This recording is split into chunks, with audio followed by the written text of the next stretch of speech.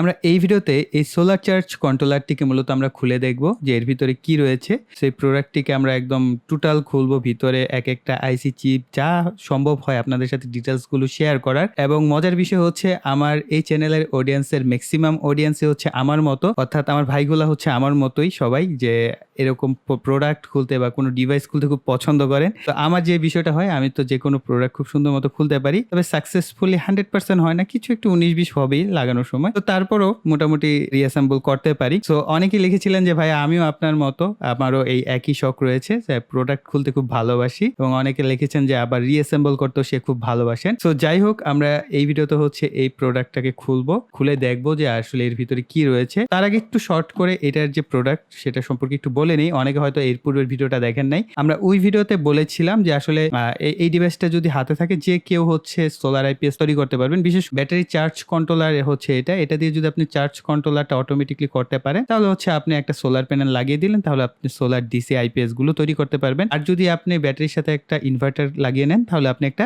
আইপিএসও কিন্তু তৈরি করতে পারছেন। তো সেটা বলেছিলাম। তবে অনেকেই প্রশ্ন করেছেন যে ভাইয়া বড় বড় ব্যাটারিতে যেহেতু আমরা এই ডিভাইসটা যদি ব্যবহার করি, তাহলে এটা আসলে সেই পরিমাণ লোড দিতে পারবে কিনা। কোম্পানি ক্লেম করছে এটা 10 এম্পিয়ার ইনপুট এবং 10 এম্পিয়ার আউটপুট দিতে পারে, এবং এদের যে স্পেসিফিকেশন রয়েছে, তো এই তাদের যে ইউজার ম্যানুয়াল, এই ইউজার ম্যানুয়ালে অনেক কথাবার্তা লেখা রয়েছে সেটিংস সহ, যে কি কি করা যাবে কি কি করা যাবে না। এবং কয়েকজন বলছিলেন যে আপনারা হচ্ছে ট্রান্সফরমার দিয়ে 12 ভোল্ট করে এখানে ইনপুট দিয়েছেন, কেউ কেউ বলছেন যে এটা নষ্ট হোক আর ভালো হোক আমি অ্যাডাপ্টার দিয়ে ব্যবহার করব। তো দেখেন, এটার ভিতরে এরকম কোনো কিছু নাই যে এ বুঝতে পারবে যে এটা সোলার, যে এটা আপনি ট্রান্সফরমার দিচ্ছেন সে বুঝতে পারছে, বা এটা সোলার না সে বুঝতে পারছে না, এরকম না। এর ভিতরে ইন্টেলিজেন্ট এত কিছু দেওয়া নাই। তো সে হচ্ছে তার ইনপুটে 12 ভোল্ট আসবে বা 14 ভোল্ট আসবে, সেটাকে সে ডিটেক্ট করে এ হচ্ছে ব্যাটারিকে চার্জ করবে, তার কাজই হচ্ছে এটা। কিন্তু এইখানে তাদের যে ইউজার ম্যানুয়াল আছে, এই ইউজার ম্যানুয়ালে বলা হচ্ছে যেন আমরা এনাদার কোনো চার্জার কোনো ব্যবস্থা না করি, অর্থাৎ এনাদার চার্জার হলে সেই চার্জারের কারণে এটা হয়তো বা হ্যাম্পার বা ড্যামেজ হতে পারে। এটা হচ্ছে তাদের ক্লেম করা, কেন করেছে আমি জানি না। সো আসলে তো ডিভাইস তো এরকম না। সো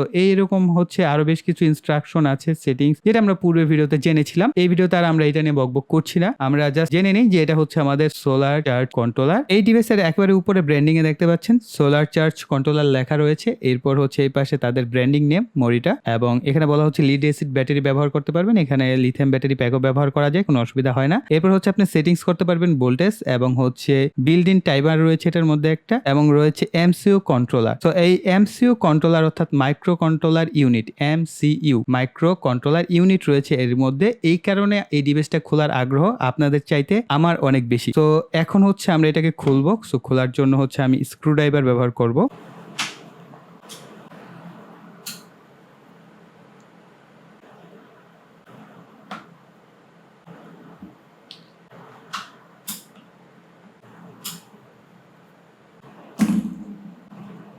সো এই টুলগুলো বেশ কাজের, আমার খুব পছন্দের টুলস এগুলোতে বিভিন্ন টুকটাক কাজ করা যায়। আচ্ছা, আমাদের এই পিছনের অংশটা মেটাল। তো আপনারা সাউন্ড মেবি ক্লিয়ার শুনতে পাচ্ছেন, এটা পুরোটাই হচ্ছে মেটাল, যার কারণে প্রোডাক্টটা বেশ ভারী মনে হয়, এখন বেশ পাতলা হয়ে গেছে। এগুলো হচ্ছে প্লাস্টিক। হ্যাঁ, সামনের সমস্ত অংশই হচ্ছে প্লাস্টিকের তৈরি, শুধুমাত্র এর পিছনে যে ব্যাক পার্টটা এটা হচ্ছে ভারী একটা মেটালের তৈরি এবং বেশ স্ট্রং। আপনি নর্মালি চাপ দিয়ে এটাকে বাঁকা করতে পারবেন না, সো এরকম স্ট্রং। ওকে, এরপর হচ্ছে আমাদের এই অংশটাকে খুলতে হবে, এখানে আরো কয়েকটি স্ক্রু মেবি রয়েছে এবং এই পার্ট। ওকে, সো আমরা এটাও দেখবো। সো আগে আমরা খুলি স্ক্রুটা। এইখানে একটা হিটসিং কাভার বলা যেতে পারে, বা এমনি একটা স্টিকার, এগুলো হচ্ছে ঠান্ডা রাখে মোটামুটি। এই জিনিসটা অনেক ঠান্ডা থাকে, ফেট বা রেগুলেটর আইসির পিছনে এটা লাগানো থাকে। এটা মূলত হচ্ছে এই জাতীয় ট্রানজিস্টর যে ডিভাইসগুলো সেগুলোকে ঠান্ডা রাখার জন্য ব্যবহার করা হয়। সো আমরা এটাকে খুলে নিচ্ছি। এইখানে মেবি দুইটা ক্লিপ আছে, এই দুইটা ক্লিপ খুললেই এটা সুন্দর মতো মেবি খুলে আসবে। সো এই যে মোটামুটি খুলে চলে আসছে। এই পাশেও দুইটা ক্লিপ আসছে। ওকে, সো চাপ দিতেই সুন্দর মতো খুলে চলে আসছে। এই হচ্ছে এটার এই স্ট্রাকচার, সুইচগুলো এবং এই পাশে যে আমরা দেখতে পেয়েছিলাম এই যে বাটন সুইচগুলো, এখানে বাটন সুইচগুলো হচ্ছে এভাবে কানেক্টেড আছে। এইখানটাই মনে হয় কেটে এখানে ইউএসবিটা বসানো হয়। আমরা নর্মালি যেটা দেখতে পাই যে এখানে দুটো ইউএসবি থাকে, এই জায়গাটায় মনে হয় ইউএসবিটা থাকে, সেখানে জাস্ট স্টিকারটা সরাসরি লাগিয়ে দেওয়া হয়েছে। অলরাইট, সো এই বক্স বাহিরে রাখি। এবার আসা যাক সার্কিটের দিকে। সো সার্কিটে আমরা দেখতে পাচ্ছি একটা ডিসপ্লে পাচ্ছি, যে এলসিডি ডিসপ্লেতে আমরা সমস্ত বিষয় দেখতে পাই। এবং এই এলসিডি ডিসপ্লেটা আমরা যদি একটু কাছ থেকে দেখি মনোযোগ সহকারে, এই এলসিডি ডিসপ্লেটা হচ্ছে কিছুটা উপর করে লাগানো আছে এখান থেকে আমরা যদি দেখি, এবং এটা হচ্ছে ফিমেল টু মেল কানেক্টরের উপর বসানো আছে। তো এই যে দেখতে পাচ্ছেন এখানে হচ্ছে ফিমেল টু মেল কানেক্টরের উপর হচ্ছে ডিসপ্লেটা আলাদা করে বসানো আছে। সো যদি এই ডিসপ্লেটা নষ্ট হয়, অনেকেই বলছিলেন যে ভাই এই ডিসপ্লেটা যদি নষ্ট হয়ে যায় এটা আসলে সার্ভিস করা যাবে কিনা। হ্যাঁ, যদি এই সিমিলার টাইপ এই ধরনের ডিসপ্লে আপনি চেঞ্জ করতে চান তাহলে সরাসরি চেঞ্জ করে এটাকে ইউজ করতে পারবেন। মেবি এটা খোলা যাবে, আমি দেখি হালকা প্রেসার দিয়ে। সো আপনাদের তো দেখানোর জন্যই আমি এটাকে ওপেন করেছি। সো চেষ্টা করি এটা খোলা যায় কিনা। ধীরে ধীরে খোলা উচিত ছিল, লেগগুলো একটু বাঁকাতেরা হয়ে গেছে, এগুলো সমস্যা নাই, একটু চাপ দিলে আবার জাস্ট আগের জায়গায় চলে আসবে।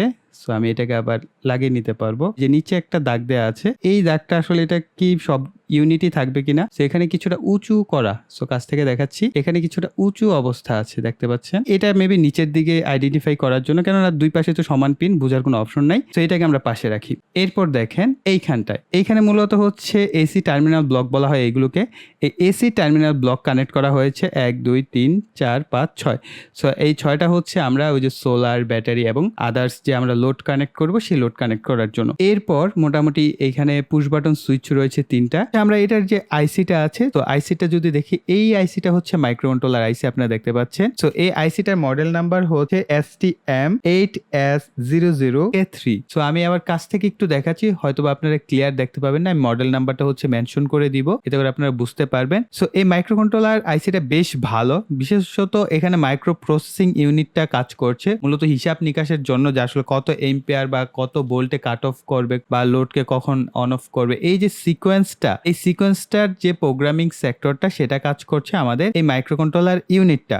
এবং এই মাইক্রোকন্ট্রোলার ইউনিটের একটু স্পেসিফিকেশনটা আমি শর্টকাটে বলে দিচ্ছি। এটা মূলত হচ্ছে 16 মেগাহার্টজ এর হচ্ছে মাইক্রোকন্ট্রোলার ইউনিট এবং 8 বিট মাইক্রোকন্ট্রোলার। সো ম্যাক্সিমাম মাইক্রোকন্ট্রোলারে 8 বিটের হয়ে থাকে। এবং এখানে হচ্ছে 128 বাইট হচ্ছে ইপ্রুম রয়েছে, অর্থাৎ কারেন্ট চলে গেলেও আপনার যে মানটা থাকবে, যে ভ্যালুটা থাকবে, সে এর মধ্যে ধরে রাখতে পারবে। সো এই মাইক্রোকন্ট্রোলার যদি সে প্রোগ্রাম করে থাকে, প্রোগ্রামটা সেরকম আপগ্রেড করা থাকে, তাহলে হচ্ছে সে প্রোগ্রাম অনুযায়ী কাজ করবে। এবং এর হচ্ছে টোটাল হচ্ছে 32টা পিন রয়েছে। এই টোটাল 32টা পিনের মধ্যে হচ্ছে 28টা পিন হচ্ছে আইও পিন, অর্থাৎ ইনপুট আউটপুট পিন হিসেবে কাজ করবে। সো আর ডিটেলস না বলি, এতে করে আপনাদের দেখা গেছে যে মাইক্রোকন্ট্রোলার ক্লাস নেওয়া হয়ে যাবে। আর এই পাশের যে আইসিটা রয়েছে এটা হচ্ছে LM358, একটি অপারেশনাল এমপ্লিফায়ার বা অপএম আইসি আমরা বলতে পারি। এই অপএম আইসিটা ব্যবহার করা হয়েছে। তো এই তো ছিল এই যে আইসি স্পেসিফিকেশন। এবং পুশ বাটন সুইচ, ক্যাপাসিটর রয়েছে, সিরামিক ক্যাপাসিটর, এটা ইলেকট্রোলাইট ক্যাপাসিটর এবং এসএমডি কম্পোনেন্ট দিয়ে হচ্ছে পুরো সার্কিটটা ডিজাইন করা হয়েছে। এবং এর যে পিসিবি কোয়ালিটি নট ব্যাড, মোটামুটি বেশ ভালো কোয়ালিটি পিসিবি বোর্ডই তারা ইউজ করেছে এবং প্রফেশনাল পিসিবি বোর্ড। সো এখানে কোনো কমপ্লেন নাই। এবং এখন যে বিষয়টা আমাদের আসলে জানার বিষয়, সেটা হচ্ছে তারা ক্লেম করছে 10 এম্পিয়ার। সো 10 এম্পিয়ার যে এটার ভিতর দিয়ে পাস হবে, তো পাস হওয়ার জন্য যে মোসফেট বা যে ধরনের ডিভাইসগুলো ব্যবহার করা হয়েছে সেগুলো আসলে কতটা উপযুক্ত। সো আমরা পিছনে যদি দেখি, পিছনে মোটামুটি এইখানে যে ওয়ারিংটা করা হয়েছে বা এখানে ঝালাই বলতে পারি, এই ঝালাইটা কিন্তু বেশ পুরুত্ব করে বা মোটা করে করা হয়েছে, যাতে এটার ভিতর দিয়ে অনেক বেশি পরিমাণ এম্পিয়ারও পাস হতে পারে এবং এই ডিভাইসের কোনো ক্ষতি না হয়। এবং আমরা যদি এখানে দেখি, প্রথম যে ট্রানজিস্টরটা আছে এটা কত মডেলের, এটা হচ্ছে RU6888R মডেল মোসফেট। এটা মূলত হচ্ছে একটা এন চ্যানেল মোসফেট। এবং এর পরের যদি আমরা দেখি, পরেরটা ব্যবহার করা হয়েছে কত, সো এটা হচ্ছে RU6888 আর যে মোসফেটটা আছে সে একই মোসফেট ব্যবহার করা হচ্ছে। এখানে দুইটা মোসফেট হচ্ছে মূলত এটার ভিতর দিকে হচ্ছে এম্পিয়ারটা পাস করার জন্য ব্যবহার করা হয়ে থাকে। সো এই যে মোসফেট গুলো, এরা যদি এদের মধ্যে দিয়ে 10 এম্পিয়ার পাস করতে পারে, তাহলে আপনি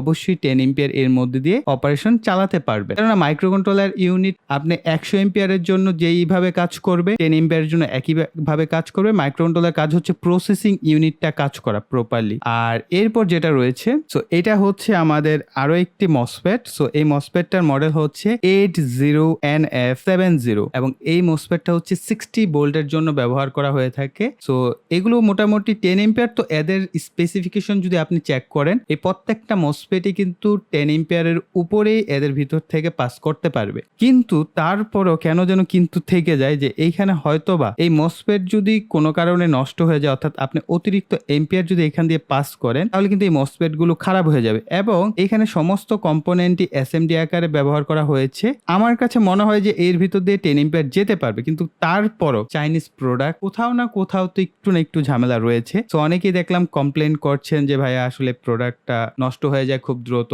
এটা প্রপার ফুল চার্জ হলে সে কাট করে না। এই যে সমস্যাগুলো হয়তোবা তাদের এই ম্যানুফ্যাকচারিং কোনো ডিফেক্টের কারণে হতে পারে। কিন্তু দেখেন এখানে যে আইসি ব্যবহার করা হচ্ছে মাইক্রোকন্ট্রোলার ইউনিট পারফেক্ট, এটা প্রোগ্রামিং সেক্টরের জন্য একদম খুব ভালো কাজ করার কথা, এবং অপেম ব্যবহার করা হয়েছে এবং আদার যে প্রোটেকশন কম্পোনেন্ট গুলো আছে বেশ গুছিয়ে নিট এন্ড ক্লিন ভাবে করা হয়েছে। এখন দেখেন একটা বিষয় আমি বলি, আমি কিন্তু কোনো প্রোডাক্ট বিক্রি করি না, আমি জাস্ট আপনাদের সামনে সেই প্রোডাক্টটার গুণগত মান শেয়ার করি। এবং আমি যদি জানি যে এই প্রোডাক্টের এই জিনিসটা ফল্ট, আমি সেটা আপনাদের সাথে শেয়ার করি। যেটা আমার জানা থাকে না সেটা আমি শেয়ার করতে পারি না। এবং যেই জিনিসটা আমরা করে থাকি সেটা হচ্ছে এই প্রোডাক্ট আপনি কিভাবে ইউজেবল করবেন, কিভাবে ব্যবহার করবেন, সেই বিষয়গুলো আমি আপনাদের সাথে শেয়ার করে থাকি। আমি না, শুধু যারাই কিনা এই ধরনের প্রোডাক্ট নিয়ে কাজ করেন বা ইউটিউবে ভিডিও করছেন তারা কিন্তু সেই প্রোডাক্টের গুণগত মানগুলো আপনাদের সাথে শেয়ার করে থাকেন। সো এখন আমি এই প্রোডাক্টটা দেখা গেল যে মাত্র 1 সপ্তাহ বা 7 দিন বা 10-15 দিন ব্যবহার করলাম, এতে কিন্তু আমি বুঝতে পারবো না, কারণ আমার ইউনিট ভালো কাজ করছে, ওভার চার্জ লো চার্জ প্রোটেকশন দিচ্ছে, ডিসপ্লে পারফেক্টলি কাজ করছে।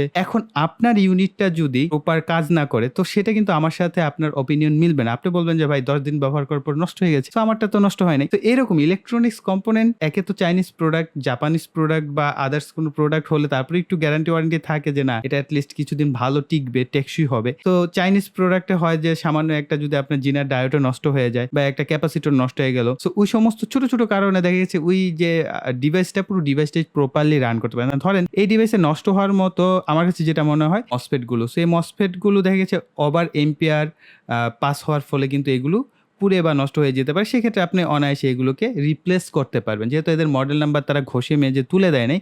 অনেক ক্ষেত্রে চাইনিজ প্রোডাক্টে যেটা হয় ঘষে মেজে একদম নাম্বার তুলে দেয়, এরা কিন্তু তুলে দেয় নাই। সো এতে করে আপনারা যদি নষ্ট হয়ে যায় এগুলোকে রিপ্লেস করে আপনারা ব্যবহার করতে পারবে। সো যাই হোক, আই থিঙ্ক আপনাদের কাছে এই ভিডিওটা ভালো লেগেছে এবং এই ধরনের প্রোডাক্টের সার্জারি আপনারা যদি পছন্দ করেন, ইন ফিউচারে আমরা আরও প্রোডাক্ট নিয়ে আসবো, সেগুলো এরকম খুলে টুলে একদম ভিতরে গবেষণা করে দেখবো যে এর ভিতরে কি রয়েছে। তো অ্যাটলিস্ট আমি তো স্যাটিসফাই হব, এবং আমি অলরেডি স্যাটিসফাই এই প্রোডাক্টটা খোলার পর যে এটার ভিতরে কি মাইক্রোকন্ট্রোলার আইসি ব্যবহার করা হয়েছে, কি কি আইসি রয়েছে, কিভাবে ডিজাইন করা হয়েছে, আসলে কনস্ট্রাকশনটা কি ছিল এবং মসফেট কি কি ব্যবহার করা হয়েছে সেগুলো সম্পর্কে জানতে পারলাম এবং আপনাদেরকে ইনফরমেশনগুলো দিতে পারলাম। সো আপনাদের কাছে এই ভিডিওটা কিরকম লেগেছে সেটা অবশ্যই জানাবেন। যেহেতু আমাদের এটা ফার্স্ট সার্জারি, হয়তো অতটা ভালো হয় নাই, ইন ফিউচার আরো ভালো হবে। ধীরে ধীরে একটা কাজ করতে করতে আমরা এক্সপেরিয়েন্সড হব, তখন আরো বেটার ওয়েতে আপনাদের সাথে শেয়ার করার চেষ্টা করব এবং কি কি ইমপ্রুভমেন্ট করা যেতে পারে সেগুলো অবশ্যই কমেন্ট সেকশনে ভাই হিসেবে লিখবেন এবং অবশ্যই সাজেস্ট করবেন পরবর্তী ভিডিও কোন টপিকসে করা যায়। আমরা অলরেডি অনেক চমৎকার টপিকস এই মাসের জন্য সাজিয়েছি এবং আগামী মাসের জন্য সাজানো আছে। আর যারা আপনারা এখনো এই চ্যানেলটিকে সাবস্ক্রাইব করেনি তারা অবশ্যই চ্যানেলটিকে সাবস্ক্রাইব করে পাশে বেল বাটনটি অ্যাক্টিভ করে রাখবেন এই ধরনের নিত্য নতুন গ্যাজেট তৈরি এবং বিভিন্ন ধরনের এক্সাইটিং ভিডিও পাওয়ার জন্য। তো গাইস, এই বলে এখানে বিদায় নিব। সকালে ভালো থাকবেন, সুস্থ থাকবেন।